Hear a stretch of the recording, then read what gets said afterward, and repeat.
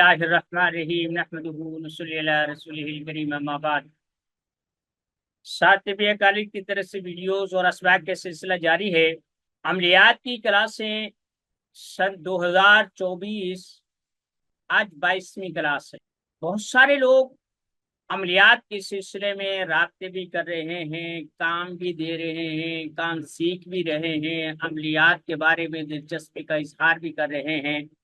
असल बात यह है कि आमिल कुव्वत और मरीज को फायदा पहुंचाना, ये तीन चीजें। आमिल काम करने वाले को कहते हैं, फाइल काम करने वाला, आमिल अमल करने वाला।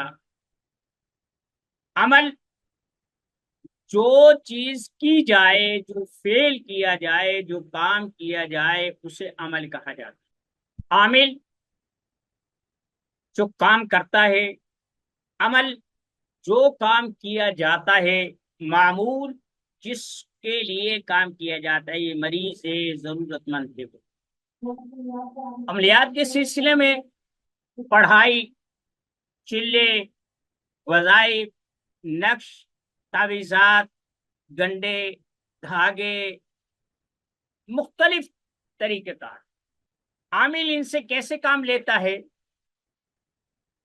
एक मुसलमान को कितने चिल्ले वजीफों की जरूरत है? आपको मैं एक मिसाल के जरिए से, हमारे यहाँ कुछ लोग अमलियात करवाते हैं या जरूरतमंद अपनी जरूरतों के तहत आमिलीन से रुजू करते हैं, वहां एक धोखा दिया जाता है। आमिल लोग जिन्हें नेक बुजुर्गों तसव्वुफ में डूबा हुआ, नेकियों से भरपूर मुशर्रा किस्म के बड़ी बड़ी गद्दियों पर बैठे हुए, जिन्हें अकीदत की निगाह से देखा जाता है, उनके पास आते हैं कि हमारी जरूरतें हैं।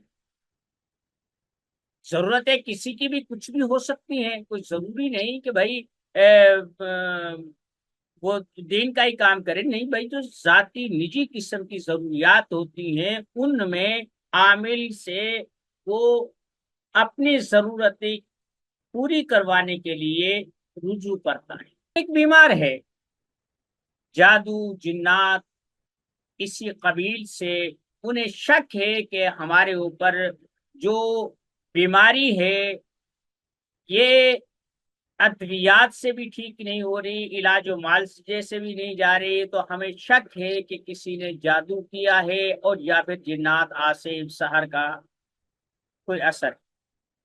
आमिल के पास आते हैं।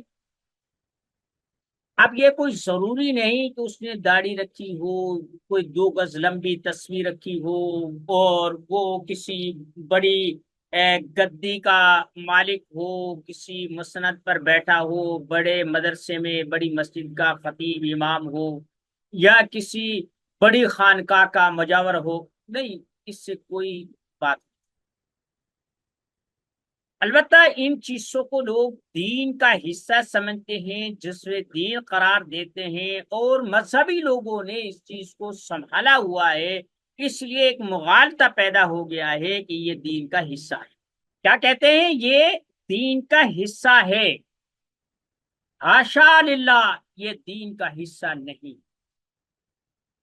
ये दीन का हिस्सा नहीं। अमलियात, अगर कोई आदमी से दीन का हिस्सा कहता है, झूठ बोलता है, बहतान बांधता है, अल्लाह पर भी और उसके रसूल पर भी, और दीन इस्लाम जैसे मुसफ़ा और मुकम्मल दीन पर भी बहतान बांधता है, बहतान तराशी करता है।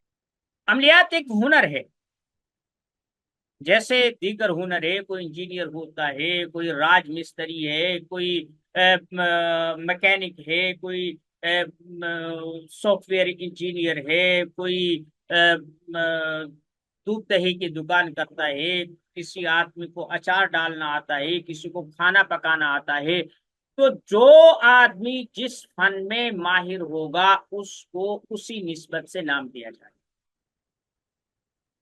अमलियात चूंकि एक मजहबी लिबादा ओढ़े हुए लोग करते हैं, इसलिए कहते हैं कि ये दीन का एक हिस्सा है। आगे से वो भी ढिठाई से कहते हैं कि हम भी भाई कुरान और हदीस से काम करते हैं, हम कुरान से बाहर नहीं जाते। لا حول ولا قوت، قرآن اس لیے آیا ہے، اس بات کو سمجھیں، اس بات کو اس طرح سمجھیں کہ وہ کہ اسے دینی مذہبی لوگ اپنائے ہوئے ہیں، لیکن یہ دین کا حصہ نہیں،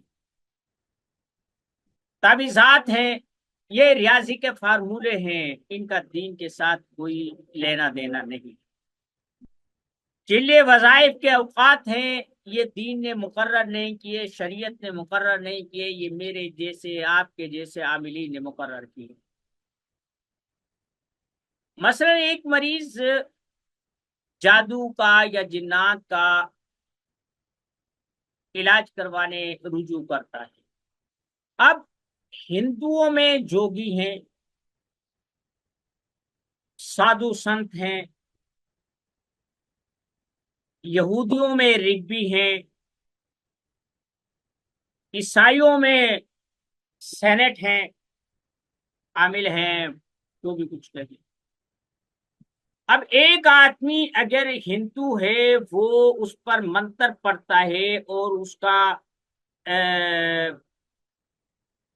توڑ کر دیتا ہے، اس کا علاج کر دیتا ہے، وہ پتہ کیا کہتا ہے کہ یہ وید مقدس کی برکت تھی، اس کا کرشمہ ہے کہ میں نے منتر پڑھا، منتر سے ڈاکنی بھاگے۔ اب دیکھیں ایک اور بات ہے، جنات چھپی ہوئی چیز کو جنین کہتے ہیں، جو ماں کے پیٹ میں بچہ ہوتا ہے اسے جنین کہا جاتا ہے، وہ نظروں سے بظاہر اوجھل ہوتا ہے لیکن اس کا وجود ہوتا ہے۔ اسی طریقے سے جنات ہماری اس سے نظروں سے اوجھل ہے، اس لیے انہیں جنات کہا ہے۔ جیسے جنت ہے، آنکھوں سے اوجھل ہے، جنت ہے، باغ بھی کہتے ہیں۔ عربی لوگ چھپی ہوئی چیز کو جنین کا نام دیتے، جنات، جن۔ قرآن کریم میں ایک پوری سورت ہے، سورت الجن۔ عربوں میں جو چیز پائی جاتی ہے وہ جنات، عفریت، ایسی چیزیں کی۔ ایران والے جنات کو دیو کہتے ہیں، دیو۔ وہ جب حضرت بن ابی وقاص یا وہ قادسیہ کا جب میدان ہوا، اس کے بعد صحابہ کرام نے قریبی دریا تھا، اس میں اپنے گھوڑے ڈال دیے، تو جو ایرانی کہنے لگے دیو آمدن، دیو آمدن، یعنی او جن آگے، او یہ پانی میں کے گھوڑے بھگائے لا رہے ہیں، یہ جن آگے، جن آگے، وہ دیو آمدن، دیو۔ تو دیو کہتے ہیں، دیو پری، یہ کنسپٹ ہے ایران والے۔ یہ بات ہو گئی۔ جن، جنی، مادہ، اللہم انی اعوذ بک من الخبث والخبائث، یہ مادہ جنات اور نر جنات کی یہ دعا نشاندہی کر۔ اب آ جاتے ہیں ہندوستان کی طرف، یہ لوگ انہیں ارواح کہتے ہیں، جن کہتے ہیں، ڈاکنی کہتے ہیں، پری کہتے ہیں، اور یہ جو مثلا جو خوبصورت چیز ہوتی ہے اسے پری کہا جاتا ہے۔ یہ فارس والے بھی، یعنی فارسی بولنے والے بھی ہندوستان میں عرصے تک فارسی زبان نے راج کیا ہے، مغلوں کی سلطنت جب تک ختم ہوئی۔ ہمارے تو اب بھی جو ہے نا مدارس میں فارسی پڑھائی جاتی ہے۔ تو دیو اور پری کا تصور ہے ایرانیوں کا، فارسی۔ ہندوستانی انہیں ڈاکنی کہتے ہیں، بھوت کہتے ہیں، اور چڑیل کہتے ہیں، یہ تصور ہے ہندوستان والے۔ ہمارے عاملین جنہوں نے کتابیں لکھی، جنہوں نے تشخیصات کی، جنہوں نے آگے اپنے ایک لڑی چلائی، بیت کی، عملیات کی اجازت دی، انہوں نے اس کو مکس کر دیا، بھائی آصب ہے، جنات ہے، پری ہے، دیو ہے، ڈاکنی ہے، فلاں ہے، فلاں ہے، فلاں ہے، یعنی انہوں نے وہ ساری جو چیزیں تھی، شیاطین، جنات، ام الخبائث، اور بھائی پتہ نہیں کیا کیا یہ چیزیں، پتہ نہیں کیا کیا یہ چیزیں انہوں نے اپنی کتابوں میں، اپنے اعمال میں اور اپنے شاگردوں کو منتقل کی ہیں کہ ایسا بھی ہوتا ہے۔ ہم عملیات کی کتاب میں یہ پڑھتے ہیں، اگر ڈاکن ہو یہ پڑھیں، اگر ام سبیان ہو یہ پڑھیں، اگر دیو ہو یہ پڑھیں، اگر بھوت ہو یہ پڑھیں، دیو ہو یہ پڑھیں، پری کا سایہ ہو یہ پڑھیں، جنات ہو یہ پڑھیں، عفریت ہو یہ پڑھیں، یعنی بات ایک ہی ہے۔ لیکن ہمارے عاملین نے جو لٹریچر پڑھا ہے، جو ان کا مبلغ علم ہے، وہ پریشان ہوتے ہیں، یار میں جن کا تو علاج کر لیتا ہوں، جادو کا بھی کر لیتا ہوں، پریوں کا بھی کر لیتا ہوں، لیکن یہ ڈاکنی جو ہے نا، اس کا میرے پاس کوئی علاج۔ اور بھائی جو یہ ہے وہ تو وہی ہے، فرق زبان کا یہ ہے۔ مثلا آپ دیکھیں نا، ہمارے ہاں جو تاؤ ہے وہ باپ کے بڑے بھائی کو کہا جاتا، اور گجرات میں نے سنا ہے کہ بڑے بھائی کو تاؤ کہتے ہیں۔ یہ زبانوں کا فرق ہوتا ہے، اور علاقوں کی اپنی اپنی فہم و بصیرت اور افہام و تفہیم اور کمیونیکیشن کی جو چیزیں ہوتی ہیں وہ دوسرے علاقے میں نہیں۔ عربی میں جو چیزیں جو مفہوم رکھتی ہیں وہی وہ اردو میں نہیں ہو سکتی۔ اردو ملغوبہ ہے، فارسی سنسکرت کئی تہذیبوں کا ملاپ، عربی بھی ہے، فارسی بھی ہے، سنسکرت بھی ہے، ہندوستان، پاکستان، افغانستان اور یورپ ایشیا، یعنی ایک ایسے ایک ملغوبہ ہے جس نے اپنا ڈھانچہ مانگ تانگ کر بنایا، یا زبانیں بھی جیسے انسان اپنی زندگی گزار کر مرتا ہے، ایسے زبانیں تہذیبیں بھی مرتی ہیں، ان کی باقیات سے نئی تہذیبیں جنم لیتی ہیں، نئی زبانیں جنم لیتی ہیں، نئے علوم و فنون جنم لیتے ہیں۔ آج جو علوم و فنون سکہ بند کہلاتے ہیں، جنہیں لیٹسٹ اور سائنسی علوم کہا جاتا ہے، کل یہ فرسودہ ہو جائیں گے۔ آج سے 10 سال پہلے جن چیزوں کو اتھینٹک سمجھا جاتا تھا، اٹل سمجھا جاتا تھا، آج وہ ردی کی ٹوکری میں ہے۔ ہزاروں سال پرانے جو علوم تھے اس وقت وہ اس سے ہی اتھینٹک تھے جیسے آج۔ اس لیے جو یہ الفاظ کا ہیر پھیر ہوتا ہے وہ ہوتا ہے۔ اب ایک بات، یہ جملہ معترضہ تھا جسے سمجھانا ضروری۔ آگے آتے ہیں کہ ایک ہندو اگر کسی مریض کا علاج کرتا ہے، وہ اپنے ویدوں سے، چاروں ویدوں سے، بلکہ ایک وید تو نقش تعویذات ان دم جھاڑوں پر ہی مشتمل، ان کی شریعت نے، ان کے دین میں، ان کے مذہب میں، ان کی معاشرت و ثقافت میں یہ چیز رچی بسی ہے۔ ایک اردو میں کتاب ہے امرت ساگر، ہم نے بھی اس کا حوالہ اپنی کتابوں میں دیا ہے، اچھی کتاب ہے، لیکن ذرا ایک ٹیکنیکلی کتاب ہے، عام طبیب حکیم اسے گھبرا کر چھوڑ دیتا ہے، لیکن مفید کتاب۔ اس میں جہاں بہت ساری علامات لکھی ہیں، جادو جنات کی، ڈاکٹری کی، فلاں کی فلاں کی، تو اس میں وہ دوائیاں بھی لکھتا ہے، ساتھ میں منتر بھی لکھتا ہے، نقش بھی دیتا ہے، وہ صاحب ایسا انداز اختیار کرتا ہے۔ ہم نے حکیموں کی بیاجوں میں جہاں نسخے دیکھے، مجربات دیکھے، صدری راز دیکھے، وہاں پر ہم نے ان کی بیاجوں میں نقش، تعویذ، دم جھاڑے، چلے، گنڈے بھی دیکھے، کچھ دعائیں بھی دیکھی۔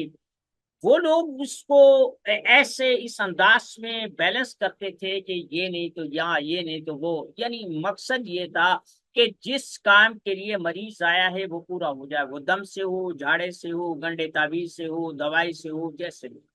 ہندو کہتا ہے کہ میں نے یہ جو عمل کیا ہے، میں نے اس کا جو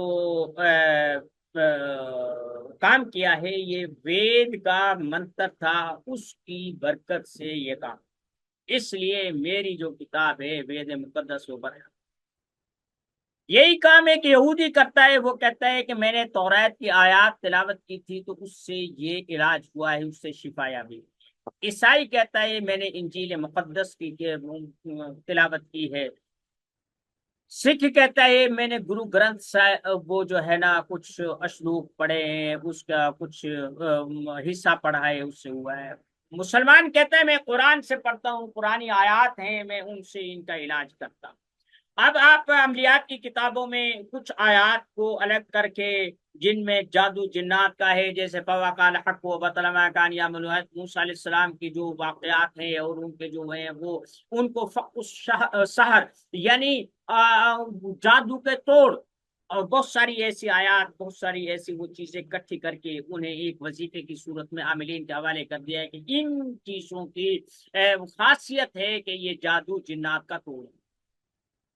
قل اعوذ برب الناس، قل اعوذ برب الفلق، لوگ کہتے ہیں کہ روایات میں آتا ہے کہ ان کا شان نزول حضور علیہ السلام پر جو بیر سروان میں جادو کیا گیا تھا، لبید بن عاصم نے جو جادو کیا تھا اس کے توڑ کے لیے یہ ہوئی تھی۔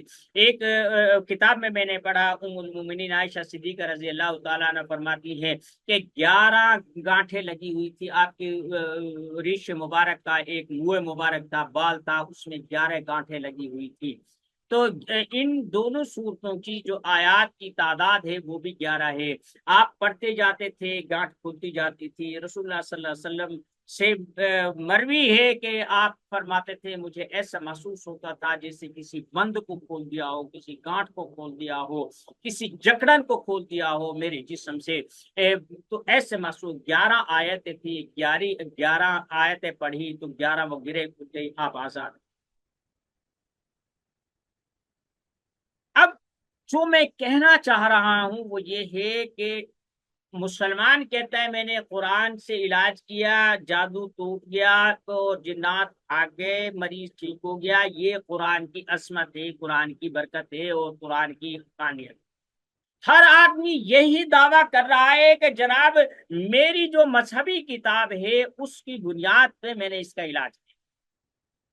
اب عیسائی کا، اب یہ تو نہیں ہے کہ ایک عامل عیسائی ہے وہ اپنا کام کرتا ہے، عملیات کرتا ہے، اس سے کوئی بھی فائدہ نہیں، اس سے بھی بہت سارے لوگ مستفید ہوتے ہیں، ہندو ہے، سکھ ہے، عیسائی ہے، یہودی ہے، ان کا بھی اپنا ایک نظام ہے، اپنی کمیونٹی ہے، وہ اپنی ضرورت خود پورا کرتے ہیں۔ کچھ لوگ اس پر مختص ہیں، جیسے ہمارے مسلمانوں میں ہر گھر میں عامل ہے، ہر گھر میں طبیب ہے، ہر گھر میں سنت نبوی کے دعوے دار، کپنگ کرنے والے ہیں، وغیرہ وغیرہ، ایسے ان میں بھی ہے، وہ بھی لوگ دین کے نام پر کاروبار کرتے ہیں، ہم بھی دین کے نام پر کاروبار کرتے ہیں کہ دین کا نام لے کر لوگوں کو مروب کر کے اپنی مفادات اور اپنی ضروریات کا تحفظ کیا جاتا ہے۔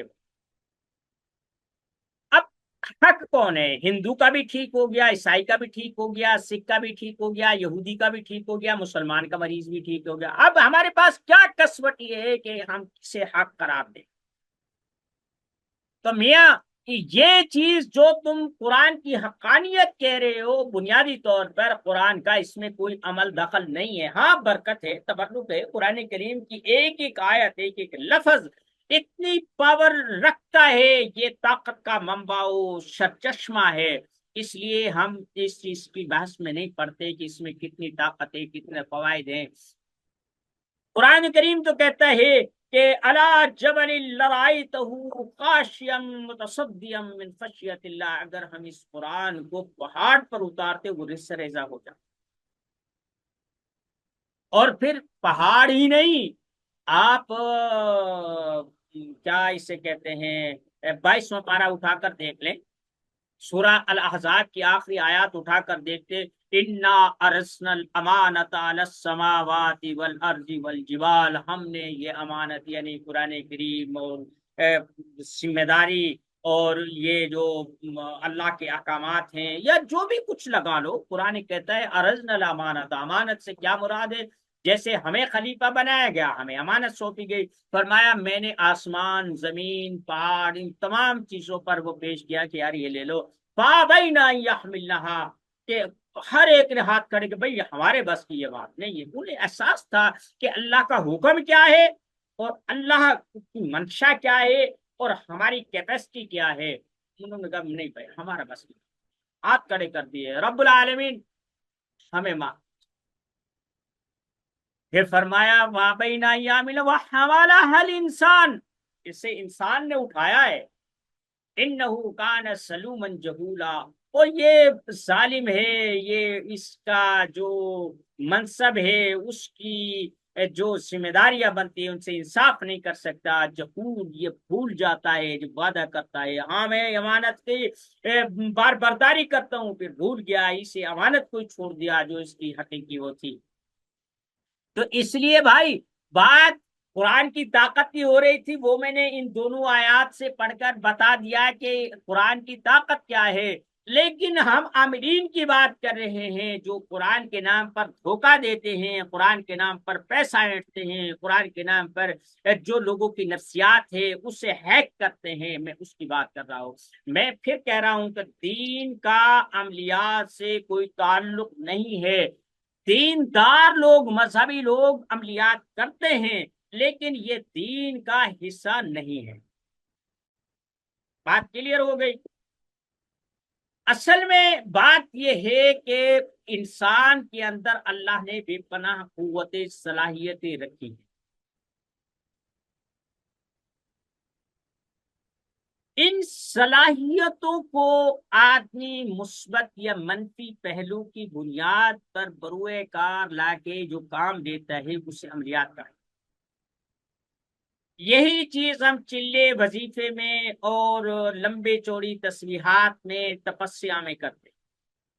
40 دن کا وظیفہ بھائی یہ کرو، اس میں یہ ہوتا ہے کہ آدمی محسوس کرتا ہے کہ میں کوئی کام کر رہا ہوں 40 دن تک۔ مثلا آپ کوئی بھی کام کر لیں، آپ ترخان کا کر لیں، آپ لکھائی پڑھائی کا کر لیں، آپ کسی ہنر مندی کا کر لیں، آپ درزی کے پاس بیٹھ جائیں سیدھی سلائی مارنا شروع کر دیں، آپ کسی کھانے پکانے والے کے پاس 40 دن تک کام کرنا شروع کریں، آپ کو بنے نہ بنے لیکن آپ کو اندازہ ہو جائے گا کہ یہ کتنے مسالے ڈالتا ہے، کتنا بھونتا ہے، سبزی کب ڈالتا ہے، گوشت کا بنانے کا طریقہ کیا ہے، وہ سمجھ جائے۔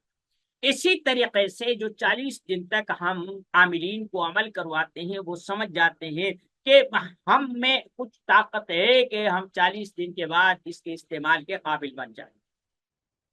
تو جو لوگ اسے اب دیکھیں نا، ہر آدمی کہتا ہے میں قرآن سے علاج کرتا ہوں۔ اگر قرآن کی بات کوئی ماشاء اللہ خلاف حقیقت نہیں ہو سکتی، جن کا علاج نہیں ہوتا یا جو شفا یاب نہیں ہوتے، اس کا دو ہی مقصد ہے، یا تو عامل جھوٹ بول رہا ہے یا قرآن کریم کی تاثیر غلط ہے، معاذ اللہ معاذ اللہ ثم معاذ اللہ۔ قرآن تو غلط نہیں ہو سکتا، عامل ہی جھوٹ بول سکتا ہے، تو پھر ایسا کام کرتے ہی کیوں ہو کہ اللہ اور اس کے رسول اور قرآن کو جو ہے نا اپنے کاروبار میں آڑ بناتے ہو؟ سیدھے کہو کہ بھائی میں عمل کرتا ہوں، میں اس کا پیسہ لوں گا، معاوضہ لوں گا، میں وقت لگاتا ہوں اتنے پیسے لوں گا، کام ہو گیا پیسہ میں رکھ لوں گا، نہیں ہوا تو واپس کر دوں گا۔ پھر اسے پتا ہوگا کہ میں نے پیسے پکڑے ہیں تو وہ پھر کام کرے گا، اس کا کام ہوگا، اور کام کرنے سے ہوتا ہے۔ اب ایک آدمی کھانا پکاتا ہے، وہ ہندو ہے، سکھ ہے، عیسائی ہے، یہودی ہے، دہریا ہے، کوئی جنگل کا باسی ہے، کوئی شہر کا متمدن شخص ہے، جب وہ اس ترکیب کے مطابق ان قواعد و ضوابط کے مطابق وہ کھانا پکائے گا تو وہی لذت پیدا ہوگی جو لکھنے والے نے لکھی ہے۔ یہی تو بات میں بتا رہا ہوں کہ یہ جو چلے وظیفے یہ ساری چیزیں ہوتی ہیں، بنیادی طور پر انسان کو یہ بتایا جاتا ہے کہ آپ اتنے دنوں میں جو آپ کے اندر چھپی ہوئی قوت ہے، جو اللہ نے آپ کے اندر قوتیں رکھی ہیں، آپ کو تحفے میں دی گئی ہیں، آپ کی زندگی کا وہ حصہ ہیں، آپ انہیں کس انداز میں استعمال کریں۔ اب دیکھیں نا، ایک آدمی ہے وہ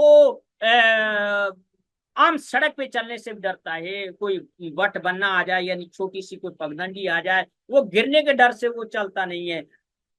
ایک جو آدمی چلتا ہے ہمارے نا گاؤں میں، اب تو خیر بہت ساری سہولتیں ہو گئی ہیں، تو بارڈر پہ ہمارا گاؤں ہے تو وہاں ایک دفاع ہے، دفاع کہتے ہیں، بارڈر کے پاس یہ واگا بارڈر کے ساتھ ساتھ نا ایک کھائی کھودی ہوئی ہے، اسے ہم نہر بھی کہتے ہیں، دفاع بھی کہتے ہیں۔ اس میں سے وہ تقریباً ہے کوئی 10-20 گز کا ایسے چوڑائی میں ہے، اور وہ کئی میلوں تک وہ پھیلی ہوئی ہے۔ تو اس سے مٹی نکال کر اسے ایسے ایک طرف لگایا گیا تھا، اور وہ اندر سے گہرائی ہے اس میں 10 فٹ ہے، 15 فٹ ہے، 20 فٹ ہے، جتنی بھی ہے، مختلف جگہ، اب تو وہ جیسے جیسے وہ پرانی ہوتی جاتی ہے اس میں مٹی وغیرہ وہ تو اس میں ایک نا پانی کا پائپ لگا ہوا تھا، میرے خیال ہے 9 انچ کا پائپ ہوگا۔ اب اس کی جو چوڑائی، اس کی جو لمبائی تھی وہ تقریباً غالباً 20-30، زیادہ بھی تھی، 20-30-40 فٹ تھی۔ جب بارشوں میں پانی جمع ہو جاتا تو راستہ نہیں بچتا تھا، تو وہی پائپ ہوا کرتا تھا، ہم اسی پر سے نکل کر جاتے تھے۔ لوگ بڑی بڑی کئی کئی من کی جو ہے نا وہ چارے کی پنڈے لگ کر اس پر لاتے تھے، اور لوگ بے دھڑک جاتے تھے، اندھیرے میں بھی چلتے تھے، صبح شام، یعنی وہ ایسا چلتا تھا جیسے عام آدمی اس کے اوپر ویسے ہی گھبرا کے چھوڑ دیتا ہے۔ اب جو یہ رسی پر چلتے ہیں، اب کیا انہیں ڈر لگتا ہے، لیکن وہ مشق بہم پہنچاتے ہیں اور وہ رسی پر چل لیتے ہیں۔ کوئی بھی جو کرتب ہے سیکھنے سے آتا ہے، ایسے ہی عملیات بھی سیکھنے سے آتے ہیں۔ ان کا جو لوگ کہتے ہیں نا اکل حلال صدق مقال، کم کھاؤ کم بولو اور کم یہ چیزیں کرو، تو بھائی ان کا سچی بات یہ ہے کہ ان کا اس سے کوئی تعلق نہیں ہے۔ باقی باتیں انشاءاللہ پھر کریں گے۔ وما علینا الا البلاغ المبین۔